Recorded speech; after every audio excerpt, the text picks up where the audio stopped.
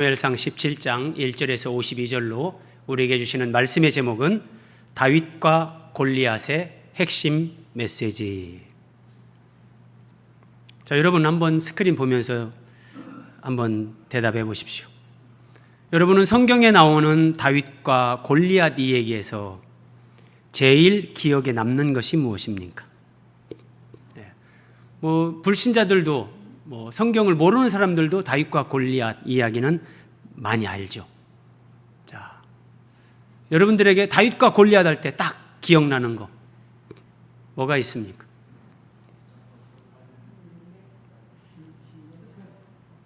물맷돌. 선지자매는 뭐가 딱 떠오릅니까? 예. 우리 이하린 권사님은? 네. 예. 우리 최성숙 집사님? 네. 여호와의 이름으로. 자, 성경은 같은 본문을 우리가 평생에 걸쳐서 보더라도 볼 때마다 그 깨달음의 깊이, 이해의 폭이 달라집니다. 그래서 이게 하나님 말씀의 그 심오함입니다. 다윗과 골리앗 이야기에서 오늘 제목이 핵심 메시지잖아요.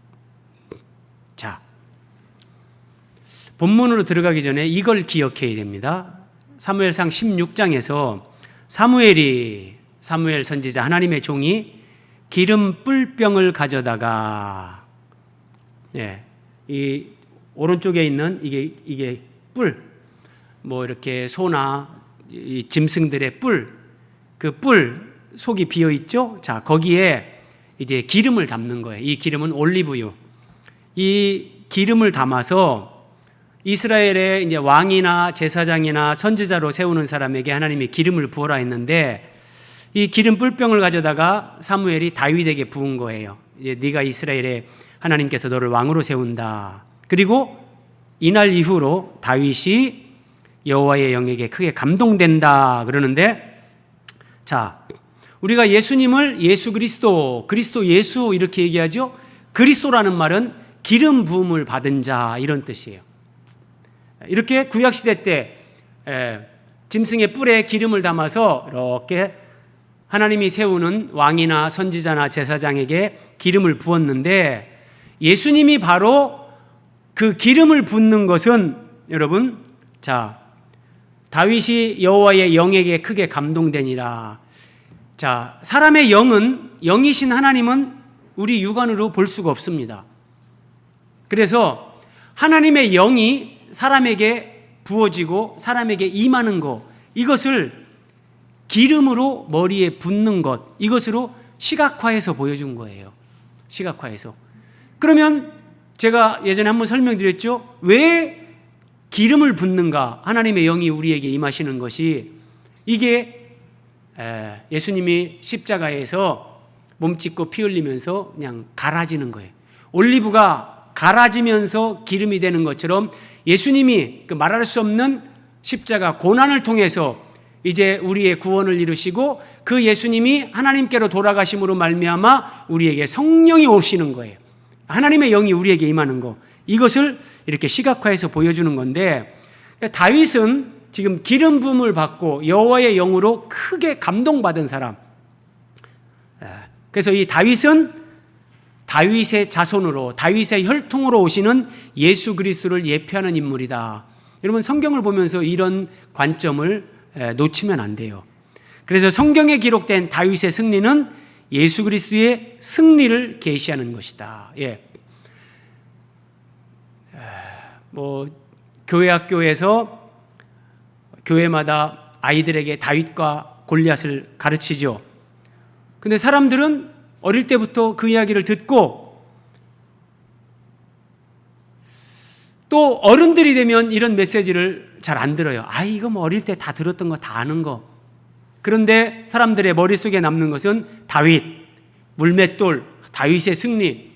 근데 여기에서 예수 그리스도의 승리, 우리에게 주시는 하나님의 핵심 메시지를 모르면 성경의 스토리는 알지만 그 의미를 이해하지 못하는 것이 됩니다. 자, 사도행전 10장 38절에 이렇게 말씀하십니다. 하나님이 나사렛 예수에게 성령과 능력을 기름 붓듯 하셨다. 하나님이 사람의 몸을 입고 이 땅에 오신 예수님에게 하나님의 성령으로 기름 붓듯 하셨다. 그래서 그 예수님이 마귀에게 눌린 모든 사람을 고치셨다. 예, 여러분 위대한 말씀이에요. 위대한 말씀이에요. 이 육신의 질병을 고치는 것은 아무것도 아닙니다. 예, 육신의 질병을 고쳐도 사람은 죽습니다. 생물학적으로 죽어요. 그런데 마귀에게 눌린 모든 사람을 예수님이 고쳤다는 것은 영혼의 질병, 인간의 내면의 문제, 영혼, 이 부분을 예수님이 치료하시는 거예요.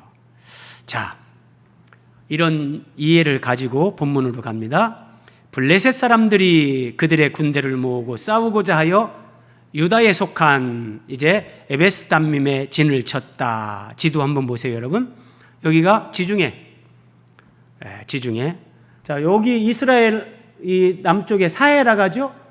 이 사해, 이것도 사해 바다라고 하는 거예요. 이런 거에 비해서 여기는 갈릴리 바다, 이런 것에 비해서 여기는 엄청나게 큰 바다. 그래서 대해 또는 이제 지구의 중앙에 있는 바다, 지중해. 그런데 여기가 이제 이스라엘의 유다입니다. 여기가 블레셋입니다. 자, 지중해 이 동남쪽 여기에 블레셋이 있는데 지금 사무엘상 17장 이때 당시는 블레셋이 이스라엘보다 힘이 더 막강했습니다. 자, 그래서 오늘날 우리가 팔레스타인 여러분 뉴스 보시다 보면 이런 말이 많이 나오는데 이 팔레스타인이라는 말은 블레셋 이 단어에서 유래된 말입니다. 자, 블레셋 사람들이 이스라엘과 이제 전쟁을 벌이기 위해서 전열을 정비하고 마주하고 있는 겁니다. 네, 사울 이스라엘의 왕 사울과 이스라엘 사람들이 모여서 진을 치고 이제 블레셋을 대하여 전열을 벌였다. 블레셋 사람들은 이쪽 산에 있고 이스라엘은 저쪽 산에 있고 그 사이에는 골짜기가 있었더라. 하나님 말씀은 정말 심오 오묘합니다. 깊고도 참 이런 말씀을 그런가 보다 골짜기가 있고 양쪽 이제 진영에서 마주하고 있구나 이렇게 볼 수 있는데 하나님의 이런 우리에게 깨닫게 하는 계시하는 의미가 다 있어요. 이것은 영적인 세계의 실상을 똑같아요. 시각화해서 보여주는 거예요. 자, 지구상에 많은 나라가 있지만 여러분들은 지금 러시아와 우크라이나 전쟁을 보면서 혹시 뉴스를 보시면서 잠깐이라도 기도를 해본 적이 있습니까? 그 뉴스를 보면서 영적 전쟁을 생각해 보셨습니까? 만약에 러시아와 우크라이나의 전쟁을 보면서 거기 수많은 사람들이 죽는 것을 보면서 여러분들이 영적 전쟁을 생각하고 우크라이나의 평화를 위해 여러분들이 속으로 그렇게 짧게라도 기도를 했다면 여러분들은 복받은 사람들, 뭔가 분별력이 이제 생긴 사람들이에요. 지구상에 많은 나라가 있지만 영적으로 보면 두 나라밖에 없어요. 하나님의 나라, 사탄의 나라. 이 지구상에 많은 나라와 민족, 그들에게 땅을 나눠주신 분은 하나님이세요. 이 나라를 이렇게 나눠놓은 것은 이런 의미가 있는 거예요. 나라마다 경계가 있듯이 하나님의 나라와 이 사탄의 왕국, 이것이 있다는 걸 보여주는데, 그래서 결국 두 나라가 이제 싸움을 하는데 고대 사회에서 전쟁은 전면전을 치르기 전에 먼저는 대표자끼리의 싸움입니다. 이쪽 대표, 이쪽 대표, 제일 탁월한 사람들이 나와서 좋다, 맞짱 뜨자.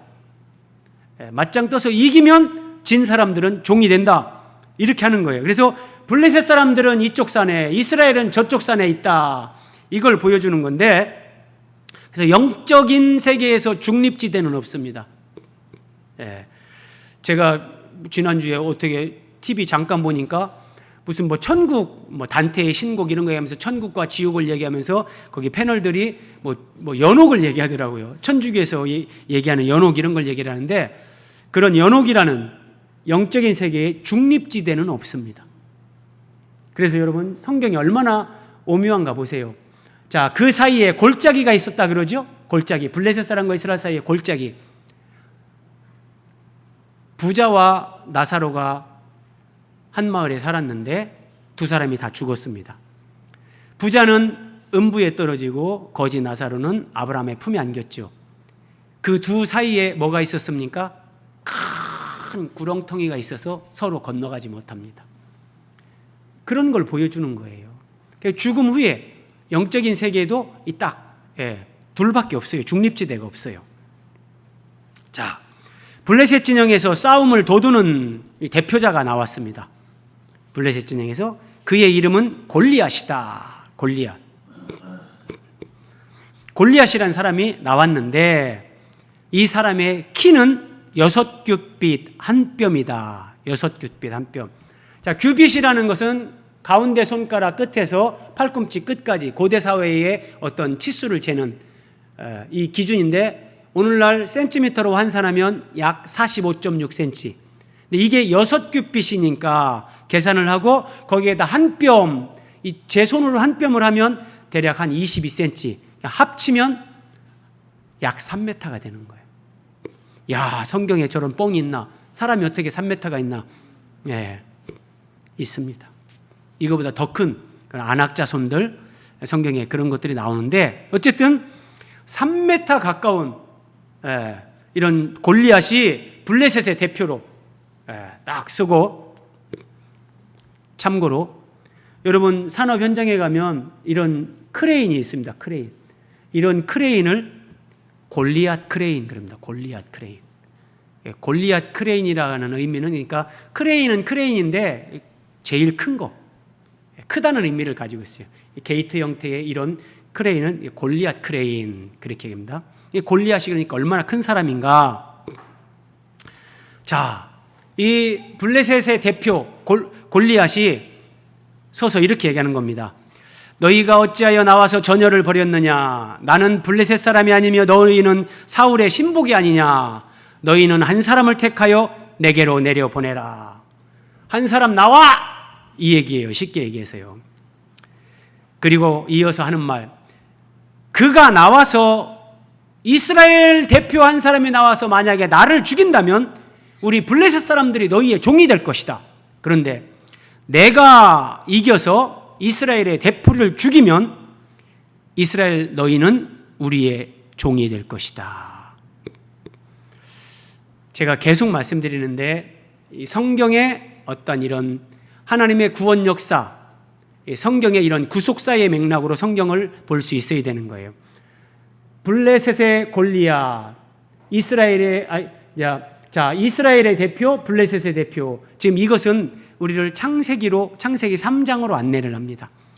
자, 에덴 동산에 사탄 또는 마귀라고 하는 이놈이 뱀으로 나타났습니다. 이렇게 나타난 거예요. 그리고 인류의 시조 아담을 유혹해서 선악과를 먹게 했습니다. 여러분, 성경을 깊이 있게 안 보는 사람들은 하와가 선악과를 먼저 먹었으니까 하와가 선악과를 따먹을 때 아담은 어디 멀리 있다고 생각하는데 바로 곁에 있습니다. 결국은 아담이 선악과를 먹고 이제 아담이 이 뱀, 마귀의 종이 됩니다. 성경이 아니면 여러분 이런 영적인 세계의 이런 실상을 우리는 알 방법이 없어요. 자, 베드로후서 2장 19절 사도 베드로가 이렇게 말합니다. 누구든지 진 자는 이긴 자의 종이 된다. 이게 전쟁에서도 마찬가지지만 여러분 우크라이나 여러분 뉴스 보시잖아요. 러시아 군인들이 훑고 지나간데 그 여인들 그 성폭행 당하고 다 무자비하게 죽여버리고 초토화버리는 거예요. 진자는 이긴 자의 종이 된다. 전쟁에서, 물리적인 전쟁에서 뿐만 아니라 영적 세계에서 이렇다는 거예요. 아담이 마귀에게 졌어요. 마귀의 말을 듣고 그 유혹에 넘어갔기 때문에 졌어요. 그래서 아담은 이때부터 마귀의 종이 되는 거예요. 근데 아담은 개인이 아니라 인류의 대표예요. 자, 이스라엘 대표 한 사람이 블레셋의 대표 골리앗에게 지면 이스라엘 백성 전체가 종이 되잖아요. 마찬가지예요. 인류의 시조 대표자 아담이 마귀의 유혹을 받고 졌어요. 그래서 마귀의 종이 됐어요. 그래서 아담의 후손으로 태어나는 모든 인생은 내가 하나님을 인정하든 부정하든 내가 뭐 아담의 존재를 시인하든 부인하든 우리는 마귀의 종 상태로 태어나는 거예요. 그것을 죄인의 상태로 태어난다 그래요. 마귀의 종이 어떤 상태냐? 마귀의 종, 사람이 마귀의 종이라는 것은, 자, 그래서 예수님이 이 땅에 오신 목적을 히브리서 기자는 이렇게 기록합니다.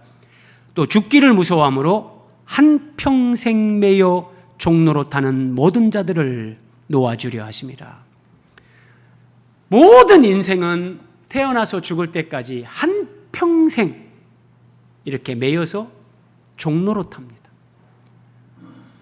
그런데 예수님이 오셔서 이런 가르침을 주니까 유대인들이 무슨 소리야? 왜? 예수님 당신 지금 무슨 소리 하고 있어?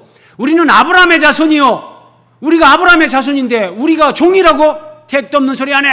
예수님한테 이렇게 대들었어요.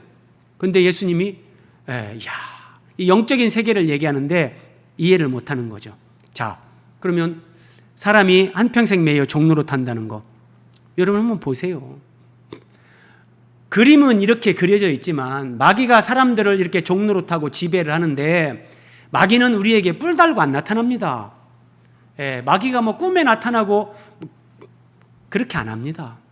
그것은 진짜 그렇게 하는 게 있다면 그것은 아주 단수가 낮은 그 마귀의 그냥 쪼무레기인데 마귀는 자신을 나타내지 않습니다. 거의 대부분. 그리고 뒤에서 마귀가 있다는 것도 인식하지 못하게 하면서 사람들을 지배하는데 첫째가 돈입니다. 돈. 욕심. 이 소유욕. 제일 부자에게 기자가 물었습니다. 당신은 돈을 얼마나 더 벌고 싶습니까? 그 부자가 말했습니다.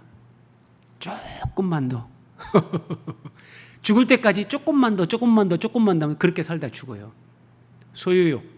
무서운 겁니다. 여러분 오해하지 마세요. 그래서 뭐 기독교인들은 그럼 전부 다 가난하게 살아야 되냐? 그 얘기가 아니에요. 하나님이 우리에게 부자로 누리게도 주십니다. 그런 얘기가 아니라 그 욕심, 여기에 묶여 살면 안 된다는 거예요. 그리고 교만. 어떤 사람은 열등감, 항상 자기중심, 이기심. 여러분들이 보세요. 제가 5가지를 써놨는데 여기에서 나는 아무 상관없다라고 할 수 있는 사람이 있다면 그 사람은 나는 뭐 종노릇 하지 않는다 이렇게 얘기할 수 있어요. 어떤 사람은 술에 종노릇합니다. 어떤 사람은 성적으로, 어떤 사람은 마약, 미움, 분노, 원망, 그리고 진리에 대한 무관심. 여러분 이거 굉장히 큰 거예요.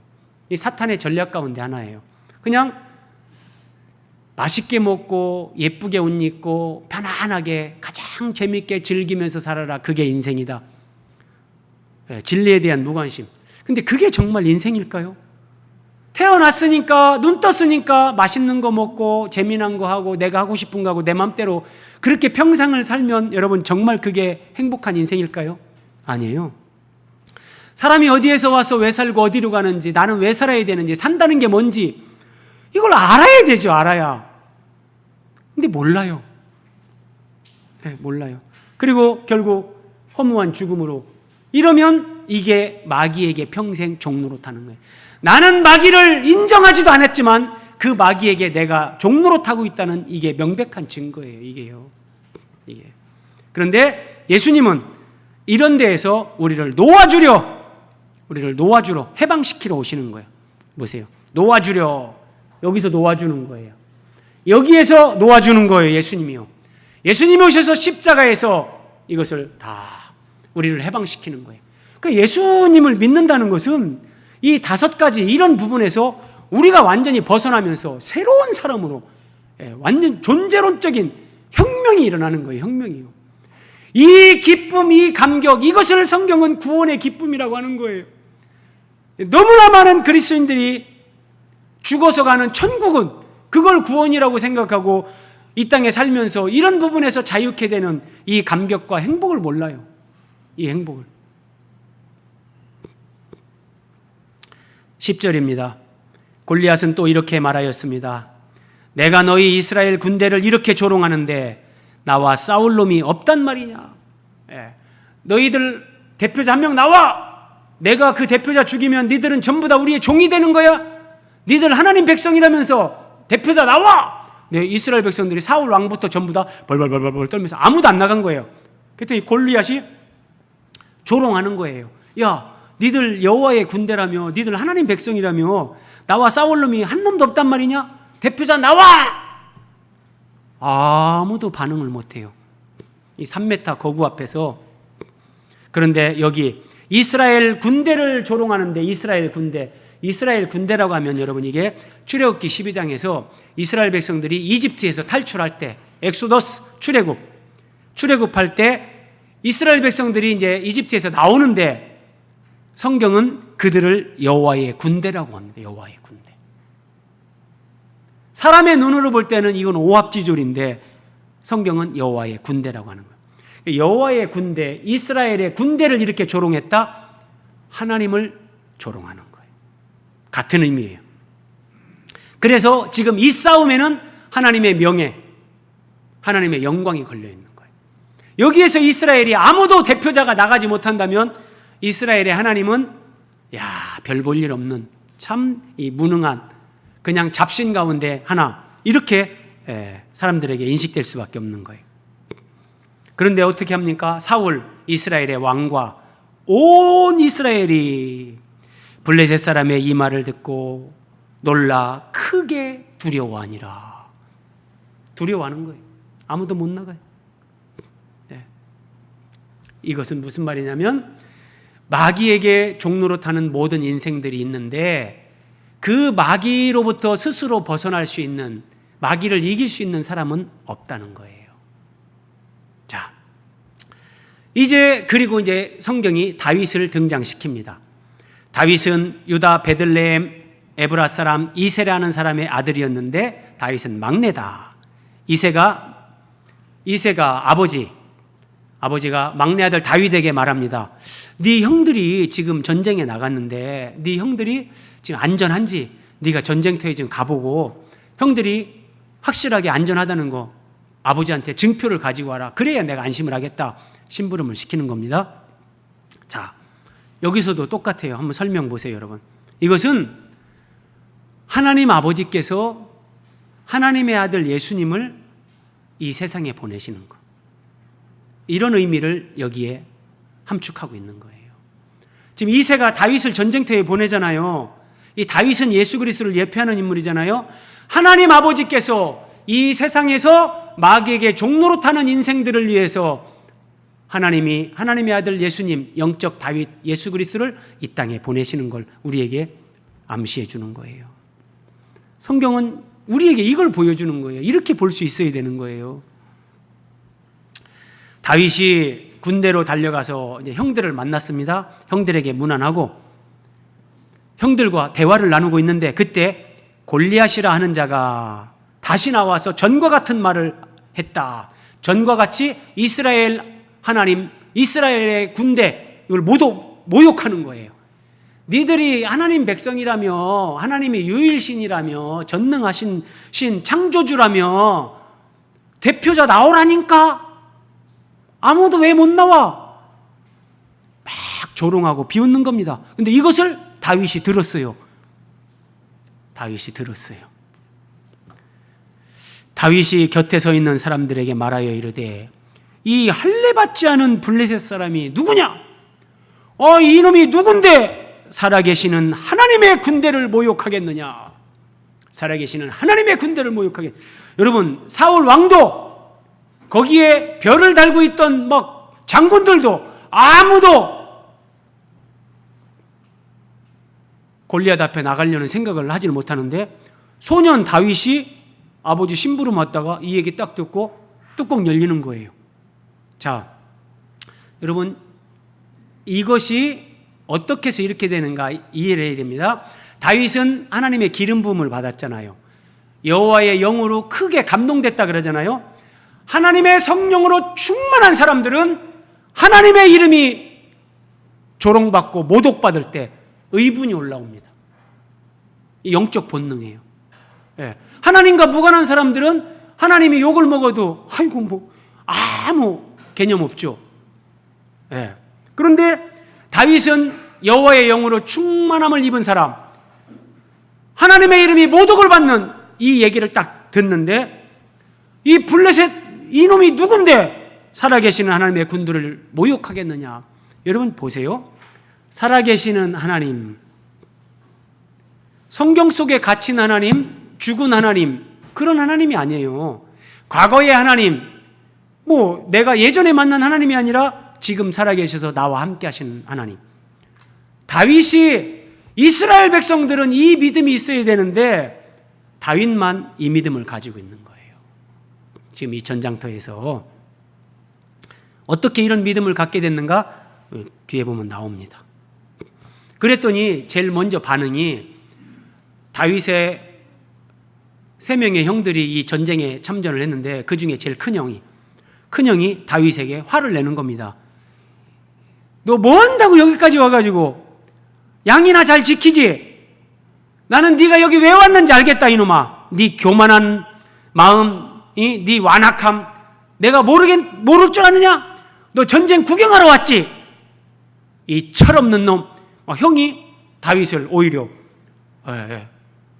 구박하는 거예요. 자, 이것은 저는 이렇게 이해를 해요. 예수님이 이 땅에 오셔서 하나님 나라의 복음, 진리를 사람들한테 가르치는데 유대인들이 그 예수님을 박해하는 거예요. 저 목수의 아들이 안 들어요. 진짜 이제 마음이 가난한 사람들, 그들만 주님 말씀을 들었죠. 자, 그런데 어떤 사람이 다윗이 한 말을 듣고 사울 왕한테 가서 얘기를 전한 겁니다. 왕이요, 저기 소년 다윗이라는 사람이 왔는데 골리앗이 하는 얘기를 듣더니 막 의분을 일으키면서 저는 그냥 두지 않겠다. 내가 나가서 내가 싸우겠다. 이런 말을 하던데요. 사울 왕이 다윗을 불렀어요. 데리고 와봐. 왔는데 보니까 이게 소년이란 말이에요. 야, 안 되겠는데. 근데 그때 다윗이 사울에게 말합니다. 왕이요, 주의 종이 제가 내 아버지의 양을 지킬 때 사자도 나타났고 곰도 나타나서 양떼 새끼를 물어가는 일들이 여러 번 있었습니다. 그때 내가 양떼를 지키고 그 입에서 새끼를 건져냈습니다. 자, 곰이 지금 양을 막 무는데 다윗이 곰의 입을 찢어버리면서 양 새끼를 살려냈다는 거예요. 이건 그냥 일반적인 사람은 이렇게 못하죠. 불가능한 거예요. 그런데 하나님이 다윗을 택하시고 다윗에게 이런 특별한 훈련을 시키면서 이제 여기 전쟁터까지 오게 하는 거예요. 그 입에서 새끼를 건져냈고, 또 나를 해하고자 하면 사자나 곰이 다윗을 죽이려고 물으려고 하면 내가 그 수염을 잡고 그것을 쳐 죽였나이다. 내가 사자도 곰도 죽였습니다. 사울왕이 믿을 수 있겠습니까? 야, 이거 아무리 뻥이 심한 것 같은데. 그런데 여러분, 지금 이스라엘 이 진영에서는 방법이 없어요. 보내주면 가서 싸워보겠습니다 라고 하는 사람이 단 한 명도 없으니까 이렇게 큰 소리 뻥뻥 치는데, 그러면서 여기 성경에는 안 나오지만 아마도 이렇게 다윗이 곰이나 사자가 나타났을 때 여기서 물매에다가 돌을 넣어가지고 이걸로 딱, 아마도 이런 연습도 했고 이제 이런 경험이 여러 번 있는 거예요. 사자나 곰이나 물매로도 하고, 저를 보내주십시오. 너무 당당하게 얘기를 하는 거죠. 자, 또 보세요. 주의 종이 사자와 곰도 쳤은즉 살아계시는 하나님의 군대를 모욕한 이 할례 받지 않은 블레셋 사람이겠습니까? 그가 그 짐승의 하나와 같이 될 겁니다. 저 골리앗이란 놈이 이스라엘의 하나님의 군대를 모욕했는데 내가 죽였던 사자나 곰이나 그 짐승의 하나와 같이 될 겁니다. 여기서도 살아계시는 하나님. 다윗은 내가 능력이 탁월하니까 나만 믿으세요 이렇게 얘기하는 게 아니에요. 살아계시는 하나님이 나와 함께 하시고 나를 도와주시고 나에게 은혜와 능력을 주셔서 사자도 곰도 물리치게 하셨고 그런 승리를 경험하게 했는데, 아니 지가 아무리 3m 거인이라 할지라도 걱정하지 마십시오. 살아계신 하나님, 그 하나님은 나에게 동일하게 은혜와 능력을 베푸시는데 하나님의 군대, 하나님의 이름을 모욕한 저놈을 내가 처단하러 가는데 하나님이 도와주지 않겠습니까? 저를 보내주십시오! 얘기하는 겁니다. 자, 여러분 한번 설명 써놓은 거 보세요. 다윗은 막내 아들이었어요. 이새의 막내 아들, 8번째 아들이에요. 그런데 시편 27편에 보면 다윗은 내 부모는 나를 버렸다 이렇게 얘기합니다. 어릴 때부터 부모에게 버림받은 다윗.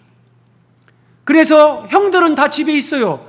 근데 이 막내가 양을 지키는 거예요. 양을 지키면서 사자가 나타나고 곰이 나타나는데, 그럼 아버지의 의도는 뭐예요? 양 지키다가 물려가든지 죽든지 그건 네 운명이다.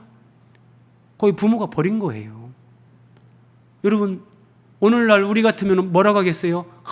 어릴 때의 그 상처, 부모가 나를 버린 상처, 우리는 그렇게 얘기할 수 있잖아요. 그런데 다윗은 양떼를 지키면서 수많은 죽을 고비를 넘겼지만 그때마다 살아계시는 하나님이 다윗을 도와주고 다윗에게 은혜와 능력을 주고 그 사자도 곰도 다 물리치면서 아버지 양떼를 다 지키게 하는 이 은혜를 경험한 거예요. 그래서 이 전쟁터에 와서 우연히 아버지가 심부름 보내서 온 것 같지만 우연이 아니라니까요. 하나님이 여기에 딱 보낸 거예요. 이렇게 쓰려고요. 여러분, 우리가 어릴 적 여러분들이 경험한, 여러분들이 부모에게 받은 상처, 여러분들이 어릴 적 누군가에게 겪었던 그 고통, 우연이 아닙니다. 반드시 거기에는 하나님의 뜻과 섭리가 있습니다. 저도 어릴 때 가난한 집에서 참 어렵게 성장했지만, 제가 만약에 그런 어려운 환경에서 성장하지 않았다면 아마 제가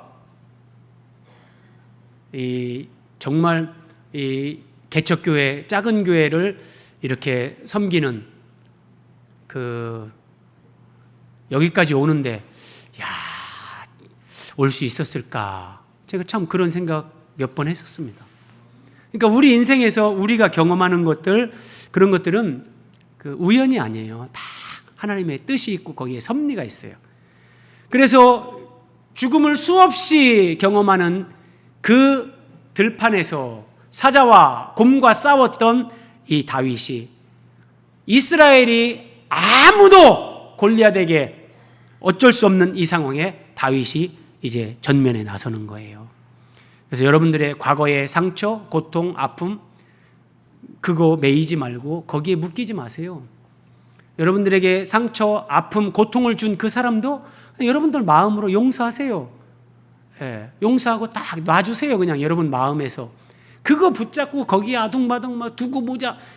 그러면 인생 허비하는 겁니다. 아무 의미 없습니다. 오히려 하나님이 왜 이걸 나에게 경험시켰는가, 이걸 하나님의 뜻이 있다니까요. 다윗은 이 고난 가운데서 이제 절대적인 믿음의 사람이 됩니다. 이야, 사자, 곰. 여러분 사자나 곰을 직접 보셨습니까? 정말 큽니다. 사람은 못 이깁니다. 그런데 다윗은 사자, 곰 앞에서도 위축되지 않는 이제 절대적인 믿음의 사람이 된 거예요. 다윗은 이렇게 연단된 믿음으로 이스라엘을 구원하는 하나님의 구원 역사에 쓰임받고, 하나님의 이름이 모독받는 상황에서 하나님의 이름에 합당한 영광을 돌리는 사람으로 그렇게 세워지는 겁니다. 다윗이 사울왕에게 또 말합니다. 여호와께서, 하나님께서 나를 사자의 발톱과 곰의 발톱에서 건져냈습니다. 나를 이 블레셋 사람 골리앗의 손에서도 건져내실 거라고 저는 믿습니다. 왕이여, 저를 보내주십시오. 그랬더니 사울왕이 선택의 여지가 없잖아요. 좋다, 가라. 여호와 하나님께서 너와 함께 하시기를 내가 정말 기도한다. 가라, 다윗, 너를 보낸다. 사자, 곰, 그들의 발톱에서 건져내신 하나님, 다윗의 고백입니다. 블레셋, 이 블레셋 사람의 손에서도 하나님이 나를 건져낼 겁니다. 이 믿음이요. 허풍이 아니잖아요. 살아계신 하나님을 신뢰하는 이 절대적인 믿음. 여러분들은 이런 믿음이 있습니까? 예. 이 믿음이 있으면 환경을 초월합니다. 예. 결국 우리가 고통을 느끼는 거, 인생이 불행해지는 것은 그 환경이 절대적인 것이 아니라 어떤 사람은 그 환경을 뛰어넘고 아름다운 결과를 만들어내잖아요. 그래서 환경이 우리를 절대적으로 불행하는 것이 아니라 믿음 없음이 우리를 불행하게 만드는 거예요. 예. 우리가 어떻게 사자를 이기고 우리가 어떻게 곰을 이길 수 있겠습니까? 우리는 골리앗, 우리는 마귀 못 이깁니다. 여러분들이 영적인 세계를 이게 조금이라도 안다면 사람은 자기의 능력으로 귀신 못 이깁니다. 사람은 귀신 못 이겨요. 그런데 예수님을 믿으면 그 예수님이 내 안에 계시는 사람들은 귀신이 그냥 그 사람 보면 벌벌벌 떨어요. 진짜라니까요. 네, 진짜예요. 그래서 무당이 막 구슬하는데 예수님 믿는 사람들이 가가지고 거기 딱 서가지고 속으로 기도하는 거예요. 예수님, 저 무당이 구슬 멈추도록, 구슬 못하도록 예수님 저 무당을 꽉 그냥 잡아주세요. 그러면 무당 안에서 무당 안에는 귀신이 있거든요. 그 귀신이 막 이렇게 발동을 하면서 그 무당을 막 펄쩍펄쩍 뛰게 하는데 그 예수 믿는 사람들이 거기에서 기도를 한다든지 이러면 그 무당 안에 있는 귀신이 갑자기 팍 위축이 되는 거예요. 그러면서 그 귀신의 기운이 무당 안에서 잠잠해지는 거예요. 그러면 무당은 즉각적으로 알아요. 그리고 이제 고수 무당은 이렇게 하는 거죠. 죄송한데 이 중에 예수 믿는 사람 계시면 자리를 좀 떠나주시면 좋겠습니다. 이런 얘기를 하는 거예요. 나는 못 이기지만 예수님이 하나님, 사탄의 머리를 깨뜨리신 분, 그 예수님을 믿는 사람들, 여러분, 이 예수님을 믿는 게 얼마나 위대한 건지, 얼마나 영광스러운 건지 사람들이 몰라서 그렇지 알면 여러분 정말 당당해진다니까요. 그럼 오늘 우리에게 적용을 해보자고요. 여러분을 공격하고 넘어지게 하는 곰과 사자는 무엇입니까? 하나님은 이것을 우리가 이길 수 있도록 도와주십니다. 어떤 사람은 평소에 너무너무 좋은 사람이에요. 근데 돈과 결부돼서 내가 1,000원이라도 손해볼 것 같다 그러면 거의 진짜 광기를 하듯이 흥분하는 사람이 있어요. 돈 1,000원 앞에서. 진짜 그런 사람들이 있더라고요. 그 사람들도 제가 보면 막 그 상처가 너무 많은 거예요. 돈에 대해서. 정말 여러분 좋은 거 아니에요? 그거 뛰어넘어야 돼요. 사람마다 이런 게 있어요. 어떤 사람은 술, 어떤 사람은 담배, 어떤 사람은 막 그런 성적인 거, 어떤 사람은 미움, 뭐 이런 자기 나름대로의 자기가 가지고 있는 트라우마, 막 이런 것들을 가지고 있는데 다윗이 사자와 곰을 이기도록 하나님이 해줬다는 것은 우리에게 그런 모든 상처와 고통, 트라우마, 하나님은 그걸 이길 수 있는 은혜와 능력을 주신다니까요. 자, 여러분 한번 그림을 보고 대답해 보세요. 이 그림에서 잘못된 부분을 찾아보십시오. 지금 다윗과 골리앗을 그린 그림입니다. 이 그림에서 잘못된 부분을 찾아보십시오.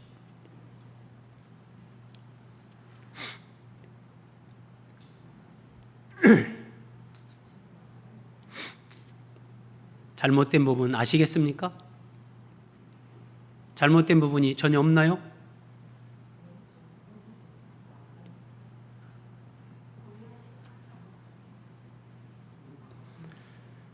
이 그림에서 잘못된 부분.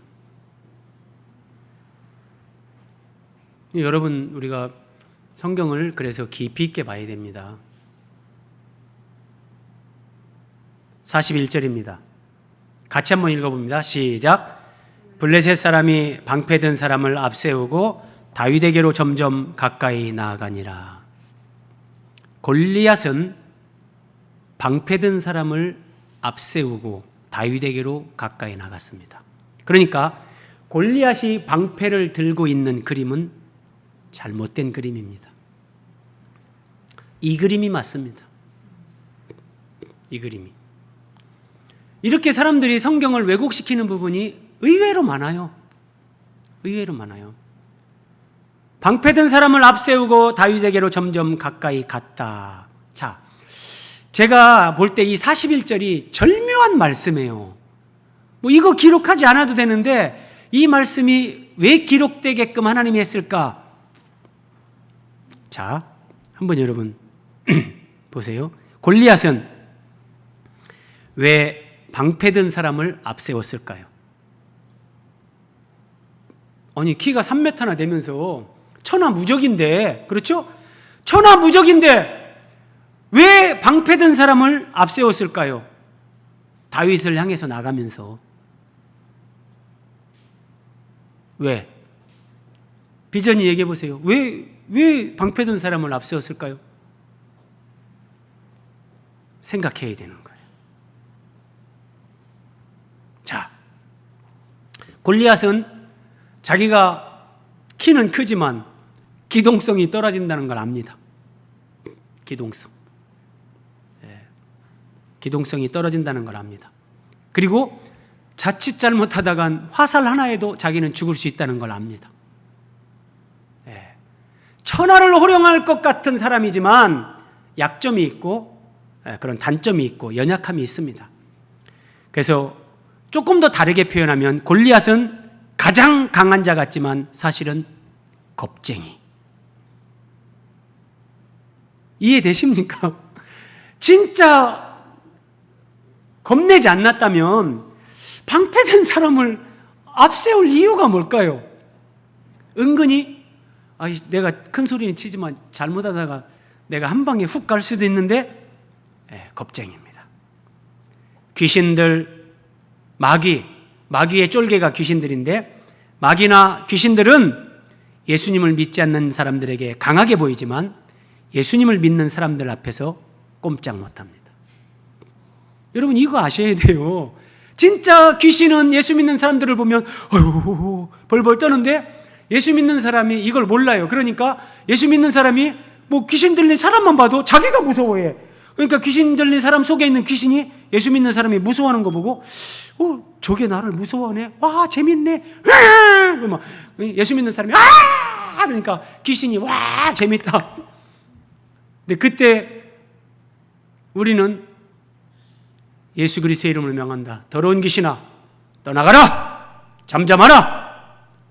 그렇게 명하면 되는 거예요. 명하면 되는 거예요. 골리앗에게도 약점이 있고 단점이 있고 두려움이 있었고 그는 겁쟁이였습니다. 여러분, 그러니까 하나님이 방패든 자를 앞세웠다 이 말씀을 성경에 기록해 주신 것이 저는 얼마나 감사한지 모르더라고요. 이건 연약한 우리를 위해서 하나님이 강하고 담대하라고 이 말씀을 기록해 줬다. 저는 그렇게 생각이 되는 거예요. 다윗이 블레셋 사람에게 이르되 너는 칼과 창과 단창으로 나를 죽이려고 내게 나오지만 나는 만군의 여호와의 이름 곧 네가 모욕하는 이스라엘 군대의 하나님의 이름으로 네게 나아가노라. 다윗은 하나님의 이름을 모욕하는 골리앗에게 의분을 느낍니다. 그냥 둘 수 없다. 하나님을 이렇게 모독하다니. 자, 동그라미 2번 보세요, 여러분. 오늘 우리에게 적용합니다. 오늘 메시지의 핵심 결론으로 갑니다. 많은 그리스도인들이 내 자존심이 조금 상할 때 분노하고 참지 못합니다. 아니 어떻게 나한테. 그런데 하나님의 이름이 모욕받는 현실에서 무감각합니다. 하나님이 욕을 먹든지 예수님이 욕을 먹든지 교회가 욕을 먹든지 나는 모르겠다. 자기의 자존심 털끝만한 거 하나 건드리면 분노하면서 하나님의 이름이 모독받는 상황에서는 사람들이 무감각해요. 무감각해요.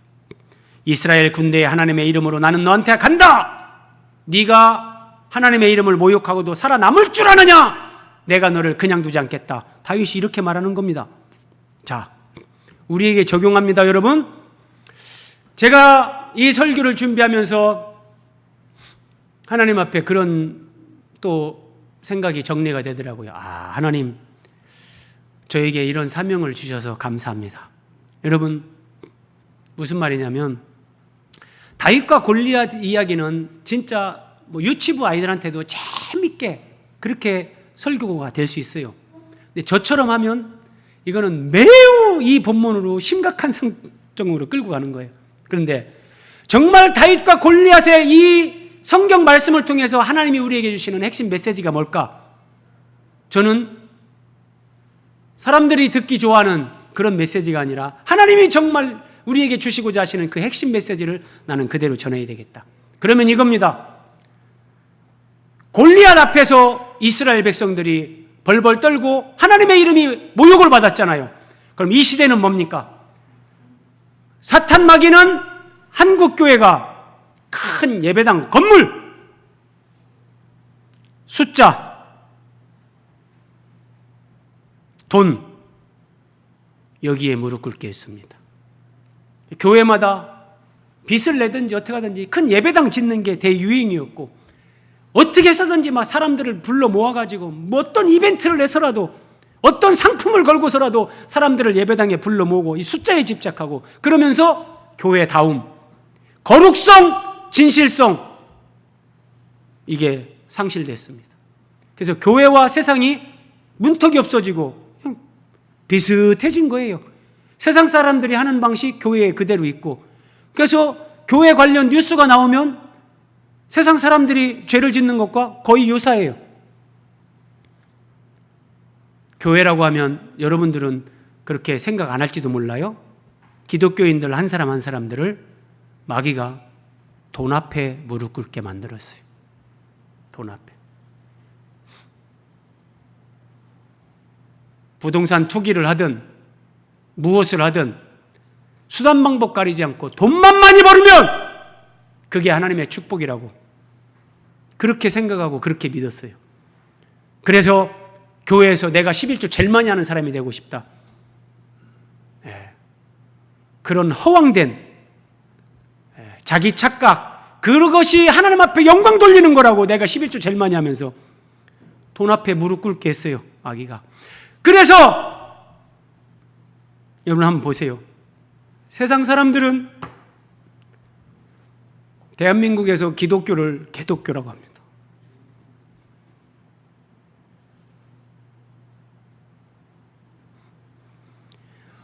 교회 때문에, 그리스도인들 때문에 하나님의 이름이 모욕을 받는 겁니다.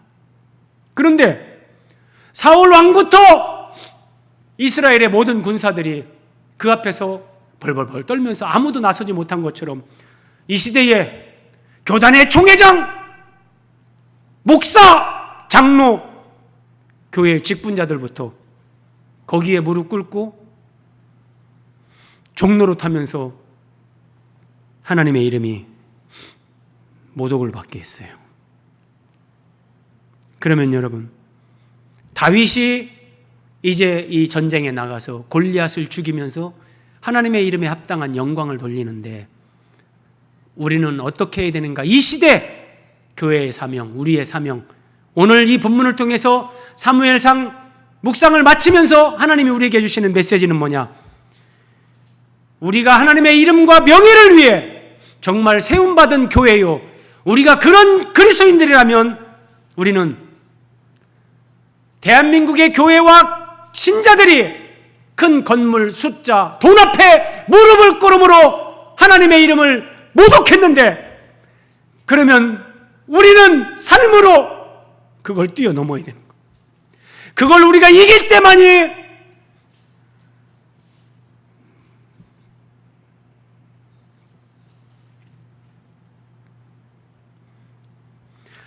아무리 예배당에 많은 사람이 모여서 오케스트라에 맞춰서 무슨 찬양을 하고, 하나님은 그런 걸로 영광을 받으시는 분이 아니에요. 우리 한 사람 한 사람이 삶의 현장에서 하나님의 사람답게, 다윗이 아버지가 자기를 버린 것 같았지만 그 광야 들판에서 아버지가 맡긴 그 양떼 지키면서 사자와 곰과 싸우면서 목숨 걸고 하면서 거기서 하나님의 은혜를 경험하고 절대적인 믿음의 사람으로 세워지는 것처럼, 여러분, 우리가 돈 앞에 무릎 꿇으면 안 돼요. 건물이나 숫자, 외형적인 것에 우리가 타협하면 교회는 교회다움을 상실합니다. 그러면 사람들은 그러한 우리를 향해, 그러한 교회를 향해 저 개독들이라고 말합니다.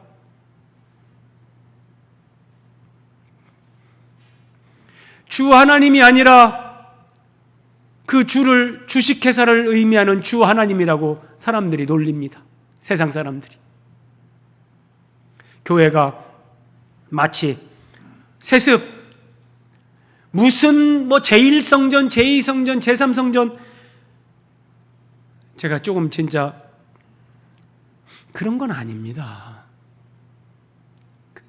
거기다 성전이다 갖다 붙이고 제1, 제2 주식회사라는 소리를 듣는 거예요. 그런 게 아니에요. 교회는 그런 게 아니에요.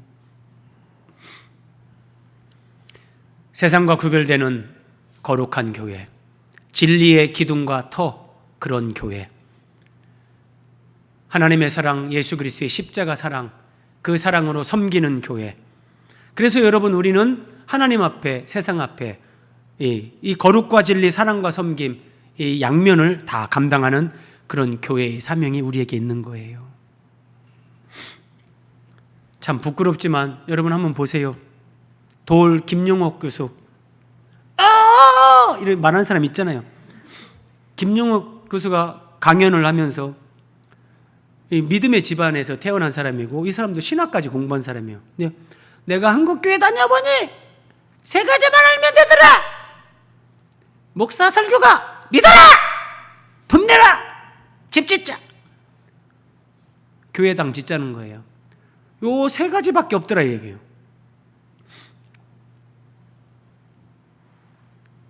크게 부정할 수 있겠습니까? 그러니까 여러분, 우리 교회의 사명은 참 큰 겁니다. 우리는 소수가 모인 작은 교회지만, 근데 여러분, 이스라엘 사회에서 다윗 한 사람이었다니까요. 다윗 한 사람.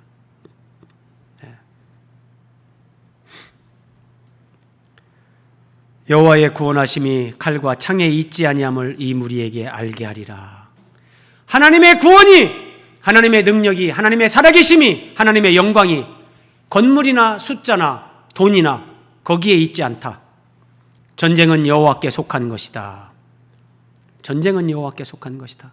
이 전쟁은 물리적인 전쟁이 아니라 영적 전쟁, 하나님이 우리의 구원을 이루어가는 그 구속사의 전쟁. 그래서 이 전쟁에는 하나님의 명예가 걸려 있어요. 만약에 하나님이 우리를 구원하지 못한다면, 우리를 돈으로부터, 욕심으로부터, 나 자신으로부터, 마귀로부터 우리를 이기게 하지 못한다면, 마귀가 항상 이러는 거예요. 하나님, 하나님 믿는 사람들 보세요. 전부 다 하나같이 전부 다 돈 앞에 무릎 꿇고, 저렇게 전부 다 눈에 보이는 것에 선악과 하나 딱 먹으라고 던져주면 전부 다 그냥 달려들어서 물어버리는데, 하나님, 참 하나님 안 됐습니다. 마귀가 놀리는 거예요. 그래서 이 전쟁에는 하나님의 명예가 걸려 있어요. 그래서 하나님의 영광을 위해서 믿음으로 살고자 하는 진실된 그리스도인들, 그런 교회에 하나님은 반드시 다윗이 골리앗을 물리치는 것처럼 그 이기는 삶, 승리를 주십니다. 이게 오늘 우리에게 주시는 메시지예요. 보세요, 여러분. 다윗이 달려나가면서 손을 주머니에 넣었던 돌을 꺼내서, 물매, 이 끈, 자, 돌을 가지고 물매 막 돌리다가 던졌습니다. 블레셋 사람의 이마에 딱 맞는데, 돌이 이렇게 딱 던지는데 돌이 이마에 박혔다. 여러분, 이거는 다윗이 하는 게 아니에요. 이 사람의 이마에 돌이 박힌다? 이 사실 있을 수 없는. 이마를 맞고 그냥 돌이 떨어진다든지 이마에 맞아서 막 그래서 막 뇌진탕으로 죽었다 이럴 수 있지만 돌이 이마에 박혔다는 거예요. 이것은 다윗이 물매를 던지고 돌이 딱 날아갈 때 하나님이 그 돌을 딱 잡고 가가지고 골리앗의 이마에 퍽 박아버린 거예요. 진짜라니까요. 이게 사실 시편에 이런 비슷한 말씀이 있어요. 제가 다 준비했다가 시간 때문에 그냥 삭제를 했는데 하나님이 하시는 거예요. 하나님이요. 그래서 땅에 엎드러졌다. 그런데 다윗이 이같이 물매와 돌로 블레셋 사람을 이기고 그를 쳐 죽였으나 자기 손에는 칼이 없었더라. 칼도 없이 이겼다는 거예요. 다윗이 한 게 아니라는 거예요. 다윗과 함께 하신 하나님이 이 승리를 주셨다는 거예요. 그리고 블레셋 사람을 발로 밟습니다. 골리앗, 쓰러진 골리앗을 발로 밟고 골리앗의 칼집에서 칼을 빼서 그 칼로 골리앗을 죽이고 그의 머리를 뱉다. 이렇게요. 골리앗의 칼을 빼가지고 그의 머리를 베버 완전한 승리. 자, 말씀을 정리합니다. 이스라엘과 유다 사람들이 그랬더니 골리앗이 목베임을 당하니까 블레셋 사람들이 큰일 났다 막 다 도망가는 거예요. 그랬더니 블레셋 사람들이 도망가는 걸 보고 이스라엘과 유대 사람들이 전부 다 와! 블레셋 사람들을 쫓아가가지고 전부 다 치는 겁니다. 자, 이게 뭐냐면 이때 이스라엘과 유다 사람들이 오늘 우리예요. 다윗은 예수님이에요. 예수님이 십자가에서 사탄의 머리를 깨뜨리고 승리를 했어요. 이제 우리는 이스라엘과 유다, 우리는 예수님이 이루어놓으신 그 승리, 우리는 소리 지르면서 믿음으로 나가기만 하면 다 이기는 거예요. 우리 보고 네가 알아서 이겨라. 하나님이 그렇게 하시는 분이 아니에요. 그래서 로마서 16장 너희 믿음의 순종함이 모든 사람에게 들리는지라 그러므로 내가 너희로 말미암아 기뻐하노니 평강의 하나님께서 속히 사탄을 너희 발 아래서 상하게 하시리라. 하나님이 우리가 이렇게 사탄을 발로 밟는 자로 이기게 하신단 말이에요. 자, 요거만 보고 마칩니다. 다윗이 블레셋 사람을 발로 밟았잖아요. 성경은 뭐라고 해요? 사탄을 너희 발 아래 하나님이 상하게 하시리라. 예수님이 이렇게 승리하신 것처럼 우리도, 예수 믿는 우리도 이렇게 승리하게 하신다는 거예요. 그래서 여러분 두려워하지 마세요. 목사님, 어떻게 우리가 돈 욕심을 이길 수 있습니까? 불가능한 거 아닙니까? 두려워하지 마세요. 우리가 하는 게 아니에요. 우리가 하는 게 아니에요. 하나님이 우리 안에서 우리가 순종하겠다고만 하면 하나님이 그 일을 하시는 거예요. 예수님께서 이미 이기신 싸움에 우리는 참여하고 승리가 보장된 싸움을 하는 겁니다. 그래서 하나님이 오늘 다윗과 골리앗의 이 메시지로 하나님의 모독받는 이름에 합당한 영광을 돌릴 사람, 그런 교회, 너희들이 믿음으로 그 길을 가겠다고만 한다면 내가 너희에게 승리를 보장한다.